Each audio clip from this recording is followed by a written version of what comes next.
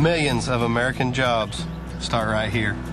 America's farmers export over $100 billion of crops and products. We have the #1 trade surplus of any American industry. It's as true today as it has been for generations. America's farmers grow America. Brought to you on behalf of America's farmers by Monsanto.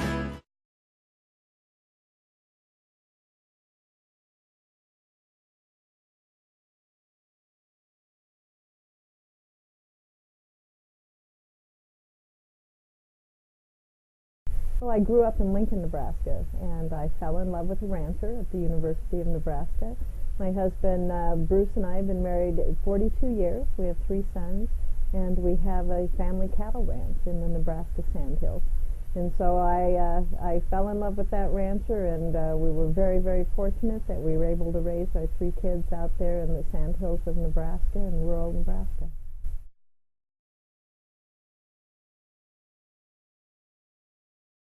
I think just overall, when we look at agriculture and the challenges that we face, whether it's with trying to get a farm bill passed or with EPA concerns, I share in all those concerns with my neighbors in agriculture. But it's that bigger picture that I'm looking at in trying to understand how I can best help the people in agriculture and get our message across, because we have such a positive message. We produce good, safe food and fiber for this country and for the world as well. And we need to have that message out there. In Nebraska, we're really, really fortunate because for the most part, people understand how important agriculture is to our state. It provides 1 in 3 jobs. It's the biggest driver of our economy. And folks in Nebraska understand that, especially going through the tough economic times that we've been going through. Agriculture's carried Nebraska through that. And we've been able to balance our budget. We've been able to have low unemployment, and that's due to the role that agriculture has played in Nebraska. Well, we have to be good messengers. I think that's the main message that I want to get out there, is just to talk about the good, positive things about agriculture and its importance to our country and to our national security. When your food is secure and safe, your country is as well.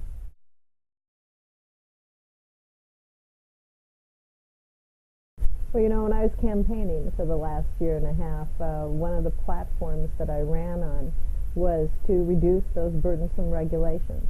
That's very, very important. And people in agriculture are faced with those every single day, whether it's the farm dust, whether it's with water issues that we have with livestock, any number of issues out there.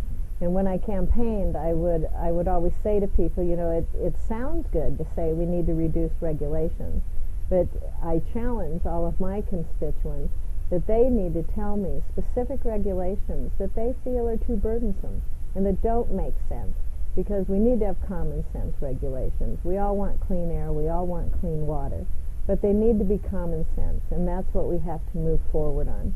So hopefully my constituents are going to be making lists of regulations that they find are burdensome and bring those to me, and then my staff and I will work on those specific regulations, look into them, see why they are happening, and maybe we can get those repealed.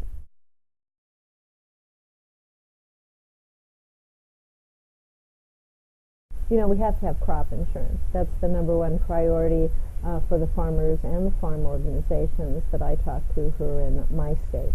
And I hear that from others as well as they're coming to visit the office. So we need to make sure that we have crop insurance so we have that safety net for farmers. Farmers are willing to give up those direct payments. They realize that that's something that we can't continue to have in the economic challenges that we're facing now. But we also need to recognize the importance of crop insurance and what that means to family farmers.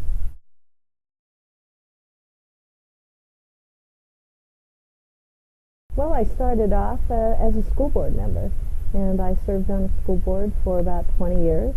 I was very involved in education issues. I was also the past president of the State School Boards Association, and a commissioner on the Coordinating Commission for Post-Secondary Education. I ran for the Nebraska legislature after our sons were grown. I served 2 terms in the legislature where I was chair of the Transportation Telecommunications Committee and also served on Natural Resources and Revenue. And from there I was encouraged to run for the United States Senate. So I am very proud and very honored to represent the people of Nebraska here in the Senate now.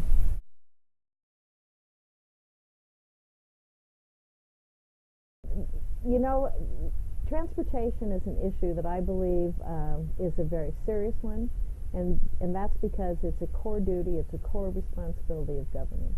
Whether it's highways and bridges, whether it's our ports, we have to look at what a limited government should be investing in, and transportation is one of those.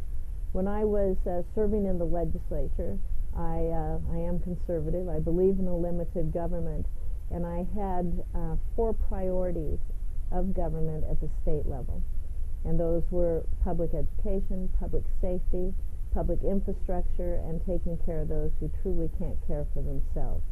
And when I made decisions in the state of Nebraska, I would always try to focus on those priorities, and if the bills before us address those priorities. And as chair of the Transportation Telecommunications Committee, my colleagues charged me with finding more revenue to maintain our roads, to build new roads and take care of our bridges, because that is a priority of government. And so my 5th year as chair of the Transportation Committee, I put forward a bill to my colleagues in Nebraska, and it changed the policy on how we fund roads in Nebraska. So we are now targeting an existing sales tax, a 1/4-cent sales tax, so that we can meet that core responsibility of making sure we have safe roads to drive on. We did it without raising taxes. You know, we can do that here in Washington as well. We don't need to raise taxes. We don't need to raise fees. What we need to do is prioritize responsibilities of government and then make those tough decisions on possibly having to cut other things in order that we can fund what needs to be funded by government. But for 20 years now, into the future, Nebraska is going to be on a positive road as we move forward in taking care of our roads and bridges in the state. And that's important to people in agriculture.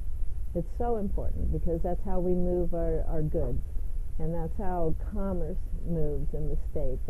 That's how we, in rural areas, get our kids to school. That's how we go to doctors. That's how we link our rural communities across the state. So infrastructure is so important in so many different ways, and I was very pleased that my colleagues supported me in the policy that we put forward in Nebraska. Hope to do something similar here in Washington.